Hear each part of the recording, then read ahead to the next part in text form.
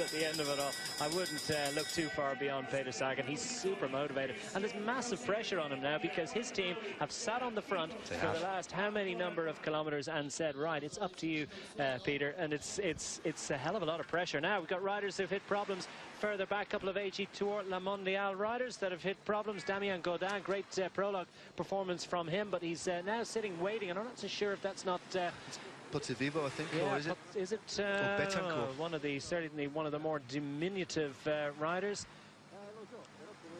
It I think it might have been Nocentini, is it? Yeah. Yeah, it was top 10 last year, wasn't he? Yeah, Nocentini, of course, former yellow jersey in the Tour de France many years ago. Held it for, what, a week or more. It was a wonderful performance for the Italian then. Then he had a bad accident after that. Broke his leg, didn't he? He was out for quite a while. Managed to not quite get back to the same heights, but Nocentini was top 10 in this stage last year, and he would have been AG Tour Le Mondiale's go-to man. That's why he's got two teammates back to try and get him back into contention, but just one lap remaining at this point. Well, one lap and a bit, 1 lap and a kilometre, so it's not the ideal scenario for Rinaldo Nocentini to try and get back into the group. Every chance of getting back in there, but he's got to go up this hill. Well, while he's chasing the group, it's a bad time for it to happen, isn't it? And then, of course, when you look at how long the peloton is strung out, the peloton will be about 10 or 15 seconds in length. You're then going to move up into a good position while there's quite an infernal tempo being set, so not an ideal place to puncture for Nocentini. 9th place last year, so knows this climb well. And by virtue of the fact it looked like he had two teammates waiting for him, that would suggest that Nocentini is one of the protected riders for this stage. But it looks like it's Ivan Basso now, riding on the tops, still setting that tempo on this final climb. And when they hit the line this time, Declan, it's 1 lap to go. Just over 11 kilometres remaining on this third day of racing in Tirreno Adriatico, as we see Movistar riders moving up on the right-hand side. Still the yellow of Tinkoff Saxo dominating affairs on the front. The white of Peter Sagan, white jersey of the best young rider, with his Tinkoff Saxo riders immediately in front of him. The rider directly in front of him, of course, is Alberto Contador, their contender for overall success. Zdenek Stybar. Don't look too far beyond him, as Matt has mentioned. He's in absolutely terrific form, likes an uphill finish, as we saw in Siena last week, and he's in rocket-like form. Things going well for him. Could it be that he comes up with the result that spoils the Tinkoff Saxo party? Yeah, definitely will be one of the contenders, certainly in the mix. Is taking the bell now. The bunch hear the bell. Just over 10 kilometres remaining on the second road stage. Make that stage 3, or call it, well, that's been the subject of massive debate. Is this stage 3 or is it stage 2 after the prologue of the first day? It's gone on and on. It's not that important. It's the third day of racing, and look at the way they're suffering in the bunch. They're really gulping in the air at this stage. They've been out there for 190 kilometres, and the legs are starting to get a little bit tender. Svein Tuff has the elastic broken for good at this point. He's got one of the Colombian riders, Castablanco's, in the break yesterday, just in front of him. And riders from Française de Jeu also starting to suffer a bit. Jamirois, the official bunch cameraman, it doesn't look as if he's going to be in a situation where he's going to be seeing any big accidents at the back end, and well, we certainly hope that doesn't come to pass. The front of the peloton, bit of a stall as the teams start to get themselves organised. They don't want to pile things on before they head down this descent, do they? So it was nice. It's interesting to see the way they just throttle back a bit, make sure that everybody is back into position after that climb, and then they can settle into this short descent. So nice bit of professionalism there in evidence from Tinkoff Saxo and the other teams.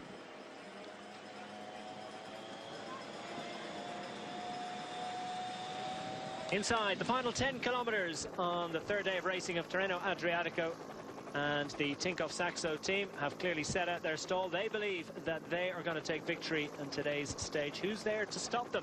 Well, Peter Sagan is the man that they need to deliver, and he's in prime position at the moment for this finishing hill. Inside the final kilometre, we see them head in under the arch, make a left turn, and up that finishing ramp. 5–6%. Doesn't sound like a lot, but at the end of 200 kilometres, you have to throw it onto the big ring and really fight your way up that climb. It's a climb that we talked about. Will this suit Mark Cavendish? It might or it might not. I really wouldn't want to call it in relation to Cav, although he is riding near the front. We've seen his wingman Mark Renshaw very much at the head of affairs as well. That it could slightly change strategy, but you can just see also several of the Ethics Quick-Step riders.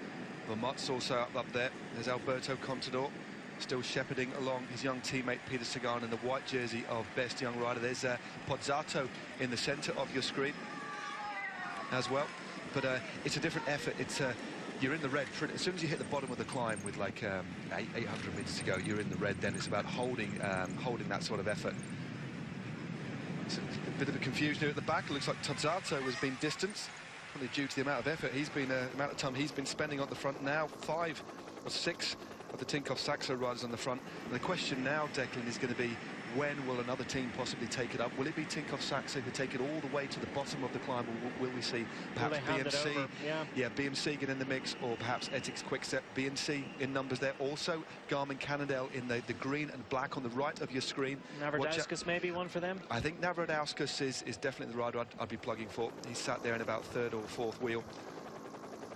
But also Fabian Cancellara in the middle of your screen. This is the sort of finish that could suit him, and he sits just a second behind, or a couple of seconds behind on GC as well.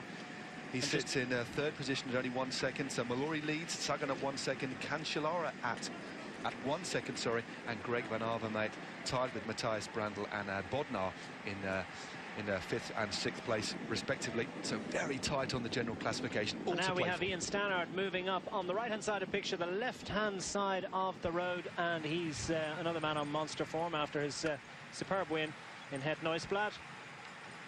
And give it up for Mario Tessato, done great work this afternoon, and he deserves that caption. He's slipped to the back of the peloton, but I can tell you he's certainly done his work, and if they come up with a victory, he deserves the glass of champagne that he'll get as well. Now Sky on the front, so what's the plan for them this afternoon? Viviani is, you can just see with the bandage, sat behind the wheel of the former British road champion, winner of Het Nieuwsblad. Just look at the amount of power that Ian Stannard can put through the bike.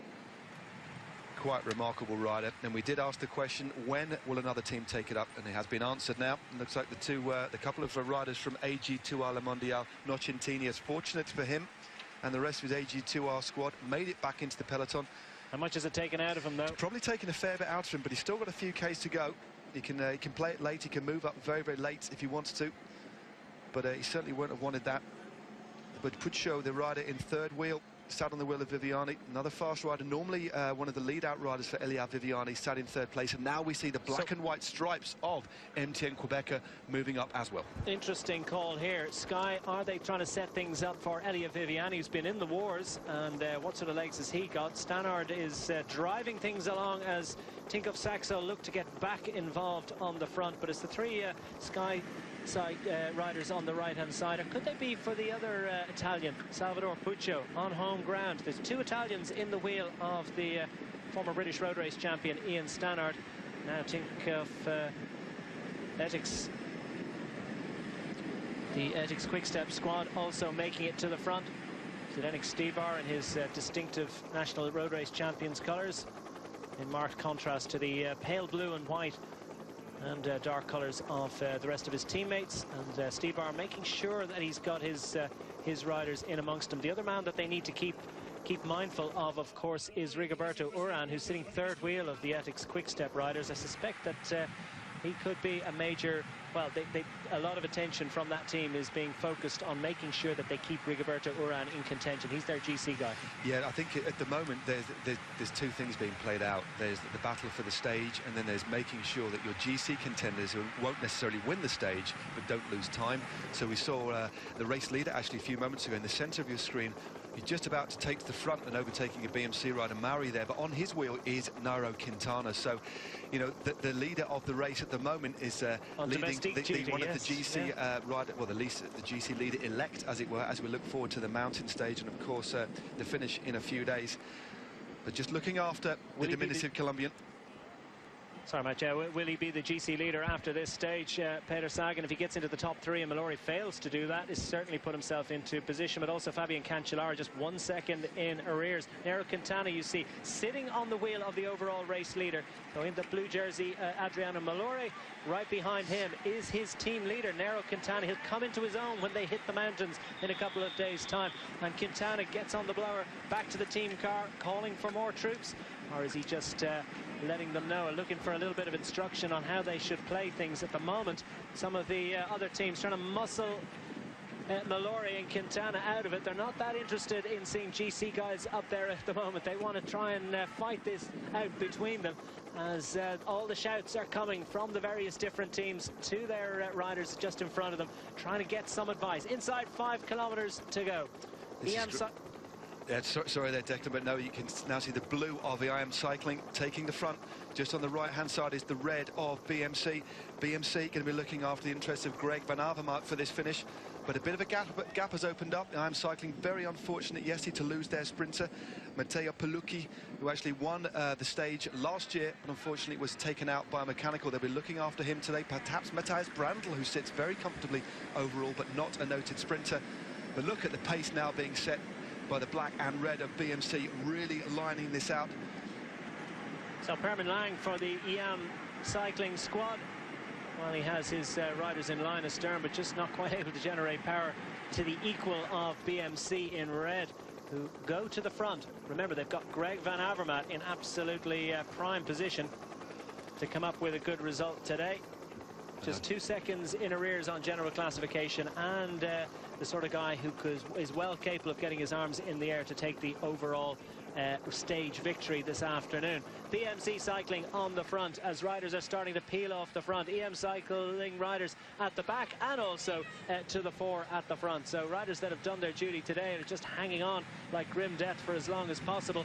As up front, look at the frenetic pace that is being set. These are top riders in the World Tour, and they're struggling to hang on. So there's no quarter being given here, none expected either. As look at the way the Lotto Jumbos go on the left-hand side, BMC on the right-hand side. It's a completely separate take on how this thing is going. A very unusual situation, as they've just completely separated to try and set up a completely different bunch on the left-hand side, and taking as much shelter as they can possibly get from that camera motorbike. That they will use as many opportunities as they can. It looks like Sepp van Mark up there as well for the yellow of Lotto Jumbo, definitely using the slipstream effect, because position here, Declan, is absolutely vital. Just under 3 kilometers to go, and it's Tinkoff Saxo. Looks like Bodnar taking up at the front. Peter Sagan quite exposed at the front. They're in second wheel in the white. Also look out for try and look out for the pale blue and white of the Ethics Quick Step team.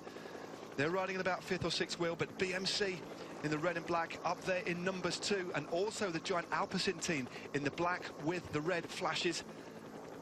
Just over 2.5 kilometers to go, and a real surprise to see Peter Sagan to the front, right to the very front, just a little bit earlier than you might have expected. He's sitting in a slightly exposed situation. Mathieu Bodnar is well placed overall, but he's no thoughts of his own position at the moment. His entire focus is on trying to catapult Peter Sagan into a perfect position as they head under the arch inside the final kilometre. Well, he's got quite a way to go if he's going to be able to manage that. He has the bunch entirely lined out. Mathieu Bodnar, the Polish rider, with a BMC rider on his wheel. Not exactly sure who that is. Could it be Os? Right behind him is the white jersey of young rider classification. That's Peter Sagan. Behind them, 2 riders from Lotto Jumbo, including Sepp van Mark. And BMC really particularly aggressive to try and get into contention inside the final 2 kilometers. It's Manuel Cinziato on the right-hand side, the Italian riding on the BMC, just slots in the slipstream of his teammate Daniel Os with the flowing locks. 1.7 kilometers to go. Cinziato now swings off. If you look on the left-hand side, there's a couple of Ethics Quick-Step riders also moving up. Mark Renshaw is there, also Zdenek Stibar. I cannot see Mark Cavendish at the moment, but also the white jerseys of the Trek Factory Racing team and Fabian Cancellara. Surprised to see Sagan up there this early? Well, he's up in the mix, but he's devoid of any teammates. He's going to have to fly solo now, but his team have ridden extremely well, but completely notable by their absence. So at the moment, Peter Sagan is going to have to surf the wheels. Sat about 7th position as they go through this narrow pinch point with just over 1 kilometre to go. So now BMC it is that have the honour of leading the peloton under the kite inside the final kilometre. of this third stage of Tirreno Adriatico. It's Daniel Oss absolutely piling it on to try and get Greg Van Avermaet into perfect position. We're inside the final kilometre as Peter Sagan has slid back down the road. That bottle dispensed with and bounces back from the curb. There's the kite, there's the final kilometre, so you don't need any indication about how far they have to go. It's 1,000 metres just under at this point. BMC have got control of the peloton and got perfect position for Greg Van Avermaet, but what has he got? Katusha looking to get involved as well. This is a Luca Paolini going just through. This is where the road really kicks up quite violently. But the rider from Katusha, the Italian, switches to the left-hand side. There's a bit of a stalemate here. The rider on the right-hand side is Zdenek Stybar, who's going to go first. It's the rider from BMC on the left-hand side. Katusha kick it off, but BMC have control, and Zdenek Stybar in the white jersey on the left-hand side, just looking over his shoulder. He looks very cool, calm and collected at the moment, and on his wheel is Peter Sagan. So the two white jerseys there are riders that have great opportunities of coming up and great favourites this afternoon. Greg Van Avermaet also thereabout. As we also see Giant Alpecin moving up. Is that Geschke perhaps that is trying to get in amongst them? Did well in this stage last year. Cancellara on the left-hand side in the white jersey is also, as they run towards the line. Oh, and there's almost a clash as they're running to the line and they're bouncing off riders left, right and centre. Still BMC have it on the front as Greg Van Avermaet goes for the line. Greg Van Avermaet is going for it. Will he be able to hold off? Zdenek Stybar comes off his wheel inside the last 50 metres. Here comes Peter Sagan. Sagan round the outside, goes for the line. Who got it? Van Avermaet just about hung on for the victory, and that means a hell of a lot to the BMC rider. Peter Sagan just missing out in second place on that occasion. Zdenek Stybar once more also just denied, but he's able to give a little pat on the back to a great performance by Greg Van Avermaet of the BMC team that takes victory on this, the third stage of the Tirreno Adriatico 2015. What about that? Greg Van Avermaet just survived up that finishing straight. Went for an early one, a little bit earlier than might have been expected. Peter Sagan kept his powder dry a little bit longer than we've seen in the past, but didn't quite pay off for him on this occasion. Superb finish, and he was the one that was really gaining on those last few metres, but just left it a little bit too long. Perhaps having to come around Zdenek Stybar. And we see Mark Cavendish making his way in, never really going to be involved in this one. Ethics Quick-Step, all about Stybar and all about trying to keep Rigoberto Urán in a good position overall. And it's all smiles for BMC. That was a great ride by BMC. Tinkoff Saxo rode a solid race. There's the confirmation. Greg Van Avermaet takes it from Sagan in second. So by my calculations, Van Avermaet will also take the jersey there as well. And Pozzato, great in fourth place for the Italians, and Stybar in third. What a fine finish that was.